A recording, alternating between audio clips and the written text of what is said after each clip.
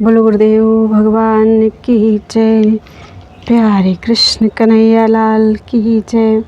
श्री वराह पुराण अध्याय 97 रुद्र के महात्म्य का वर्णन। भगवान वराह कहते हैं, सुमुखी पृथ्वी, अब तुम रुद्र के व्रत की उत्पत्ति का प्रसंग सुनो, जिसे जानकर प्राणी पापों से मुक्त हो जाता है। जिस समय ब्रह्मा जी ने पूर्व काल में रुद्र का सृजन किया, उस समय उन रुद्र की विभु, पिंगाक्ष और फिर तीसरी बार नीलोहित संज्ञा हुई। अव्यक्त जन्मा परम शक्तिशाली ब्रह्मा ने कौतूहलवश प्रकट होते ही रुद्र को कंधे पर उठा लिया। उस अवसर पर ब्रह्मा का जो जन्म सिद्ध 5वां सिर था, उससे अथर्वण मंत्र का उच्चारण हो रहा था, जो इस प्रकार था।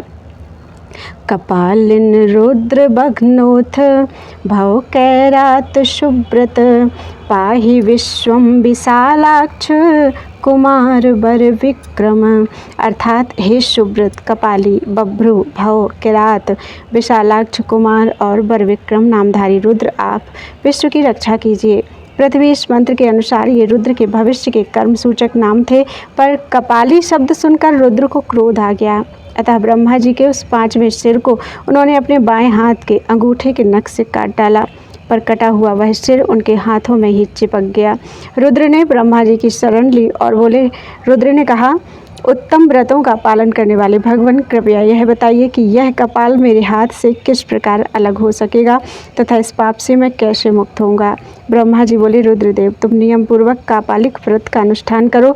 इसके आचरण करते रहने पर जब समय अनुकूल आएगा, तब स्वयं अपने ही तेज से तुम इस कपाल से मुक्त हो जाओगे।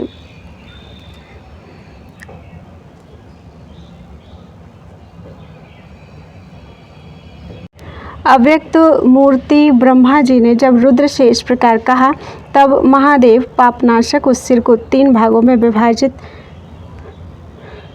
महादेव पापनाशक महेंद्र पर्वत पर चले गए। वहां रहकर उन्होंने उस सिर को 3 भागों में विभाजित कर दिया। 3 खंड हो जाने पर भगवान रुद्र ने उसके बालों को भी अलग अलग कर हाथ में लिया और उसका यज्ञोपवीत बना लिया। इस प्रकार 7 द्वीपों वाली इस पृथ्वी पर विचरते हुए वे प्रतिदिन तीर्थों में स्नान करते और फिर आगे बढ़ जाते थे। सर्वप्रथम उन्होंने समुद्र में स्नान किया, इसके बाद गंगा में गोता लगाया, फिर वे सरस्वती, गंगा, यमुना का संगम, शतद्रु अर्थात सतलज महानदी, देविका, वितस्ता, चंद्रभागा, गोमती, सिंधु, तुंगभद्रा, गोदावरी, उत्तर गंडकी, नेपाल, रुद्र महालय, दारुवन, केदारवन, भद्रेश्वर होते हुए पवित्र क्षेत्र गया में पहुँचे। वहाँ फल्गु नदी में स्नान कर उन्होंने पितरों का तर्पण किया। इस प्रकार भगवान रुद्र सारे विश्व ब्रह्मांड में चक्कर लगाते रहे। इस प्रकार उन्हें भ्रमण करते 6 वर्ष बीत गए। इसी बीच उनके परिधान, कौपीन और मेखला अलग हो गए। देवी अब रुद्र नग्न और कापालिक रूप में हाथ में कपाल लिए प्रत्येक तीर्थ में घूमते रहे, किंतु वह अलग ना हुआ। इसके बाद वे 2 वर्षों तक भूमंडल के सभी पवित्र तीर्थों में पुनः भ्रमण करते रहे। इस प्रकार 12 वर्ष बीत गए। फिर हरिहर क्षेत्र में जाकर उन्होंने दिव्य नदी गंगा एवं देवांगद कुंड में स्नान कर भगवान सोमेश्वर की विधिवत पूजा की। फिर वे चक्र तीर्थ में गए और वहां स्नान कर त्रिजलेश्वर महादेव की आराधना की। तत्पश्चात अयोध्या जाकर वे फिर वाराणसी पहुँचे और गंगा में स्नान करने लगे। सुंदरी, जब वे गंगा में स्नान कर रहे थे, उसी क्षण उनके हाथ से कपाल गिर गया। वसुंधरे, तभी से भूमंडल पर वाराणसीपुरी में यह उत्तम तीर्थ कपाल मोचन नाम से विख्यात हुआ। वहाँ मनुष्य यदि भक्तिपूर्वक स्नान करता है तो उसकी शुद्धि हो जाती है। अब ब्रह्मा जी देवताओं के साथ वहां आए और इस प्रकार बोले। ब्रह्मा जी ने कहा, विशाल नेत्रों वाले रुद्र, अब तुम लोक मार्ग में सुव्यवस्थित हो। हाथ में कपाल होने से व्यग्र चित्त होकर तुम जो भ्रमण करते रहे, इससे तुम्हारा यह व्रत भूमंडल पर जन समाज में नग्न कापालिक व्रत नाम से विख्यात होगा। तुम जो पर्वतराज हिमालय पर भ्रमण करने में व्यस्त रहे, इसलिए देव वह व्रत भ्रव्य नाम से भी प्रसिद्ध होगा। अब इस तीर्थ में जो तुम्हारी शुद्धि हुई, इसके कारण यह व्रत शुद्ध शैव होगा और इसमें पाप प्रशमन करने की शक्ति भरी रहेगी। देव समुदाय ने आगे करके तुम्हें जो विधान के साथ पूज्य बनाया है, उस शास्त्र विधान की सबके लिए व्याख्या करूँगा। इसमें कुछ अन्यथा विचार नहीं है। तुम्हारे द्वारा आचरित यह वाभ्रव्य व्रत एवं कापालिक व्रत का जो आचरण करेगा, वह तुम्हारी कृपा से ब्रह्म हत्यारा ही क्यों न हो, उस पाप से मुक्त हो जाएगा। तुम जो नग्न कपाली पिंगल वर्ण और पुनः शुद्ध शैव व्रत पालन करते रहे, इसके कारण नग्न कपाल बाभ्रव्य और शुद्ध शैव के नाम से यह व्रत प्रसिद्ध होगा। तुमने मुझे आगे करके विधि पूर्वक जिन मंत्रों के द्वारा पूजा की है, वे संपूर्ण शास्त्र पाशुपत शास्त्र कहलाएंगे। अव्यक्त मूर्ति ब्रह्मा जी जिस समय रुद्र से इस प्रकार कह रहे थे, उसी समय देवताओं ने जय जयकार की ध्वनि लगाई। अब महाभाग रुद्र परम संतुष्ट होकर अपने स्थान कैलाश पर चले गए। ब्रह्मा जी ने भी देवताओं के साथ श्रेष्ठ स्वर्गलोक में सिधारे। अन्य देवता भी जैसे आए थे वैसे ही आकाश मार्ग द्वारा अपने स्थान पर चले गए। वसुंधरे रुद्र के इस महात्म्य का मैंने वर्णन किया। यह जो रुद्र का चरित्र है, इससे भूमंडल पर स्थित कोई संपत्ति तुलना करने में समर्थ नहीं है। बोलो वृंदावन बिहारी लाल की जय। सत्यतपा का शेष वृत्तांत। पृथ्वी बोली, भगवान सत्यतपा नामक व्याध जो पीछे ब्राह्मण हो गया था और जिसने अपनी शक्ति द्वारा बाघ के भय से आरुणि मुनि की रक्षा की थी और जो दुर्वासा जी से वेद पुराण सुनकर हिमालय पर्वत पर चला गया था, आपने उसके भविष्य में कोई विचित्र घटना घटने की बात बतलाई थी। विभो, मुझे उस घटना को जानने की उत्सुकता हो रही है, कृपया आप उसे बताने की कृपा कीजिए। भगवान बारह बोले, वसुंधरे, वास्तव में बात यह है कि सत्यतपा भृगुवंश में उत्पन्न शुद्ध ब्राह्मण ही था।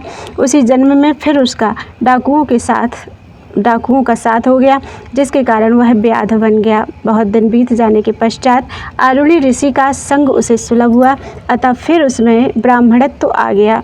दुर्वासा जी के द्वारा भली भांति उपदेश ग्रहण कर फिर वह पूर्ण ब्राह्मण बन गया। अब आश्चर्य की कथा आगे सुनो। पृथ्वी देवी, हिमालय पर्वत के उत्तरी भाग में पुष्पभद्रा नाम की एक पवित्र नदी है।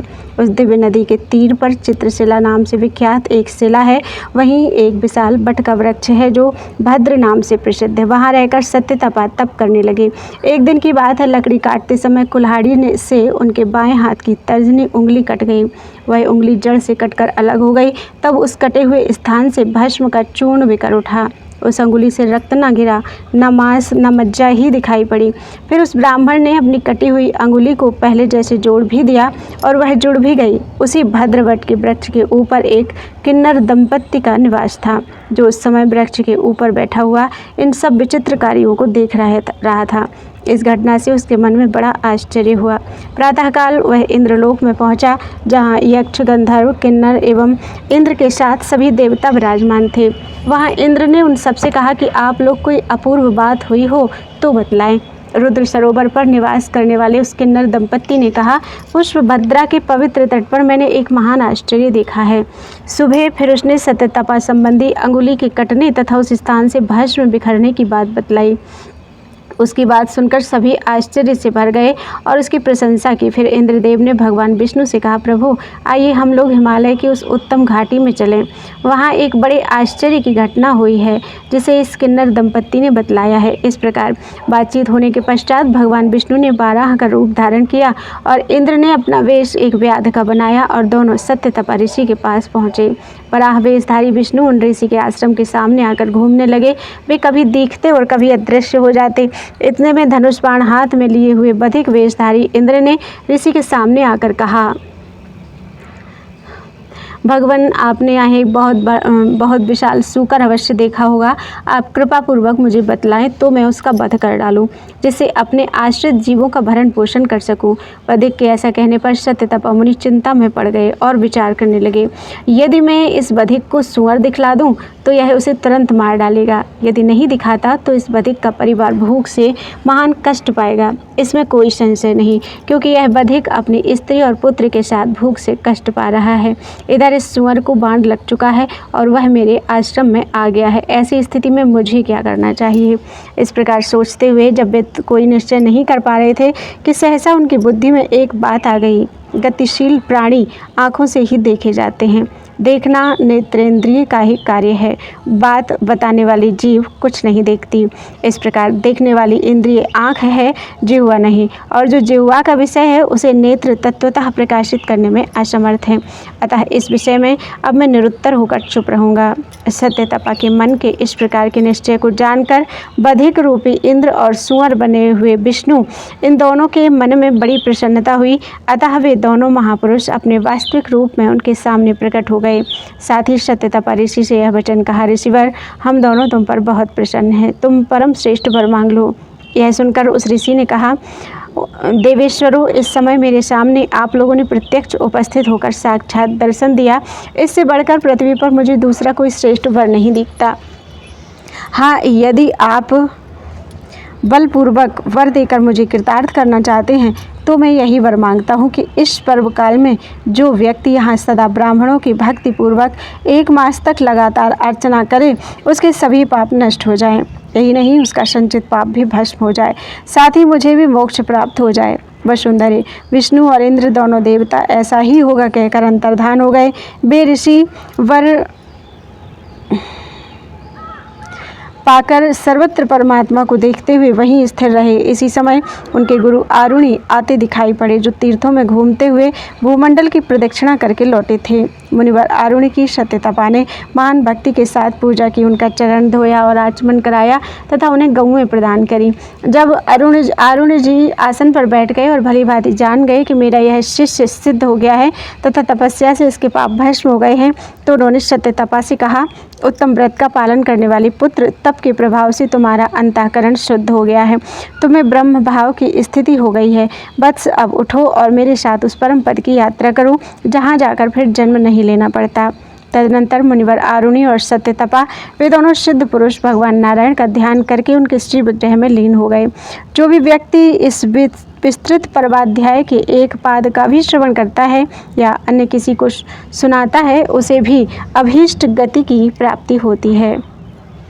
बोलो वृंदावन बिहारी लाल की जय। त्वदीयं वस्तु गोविंद तुभ्यमेव समर्पये, तेन त्वदंघ्रि कमले रतिं मे यच्छ शाश्वतीम्।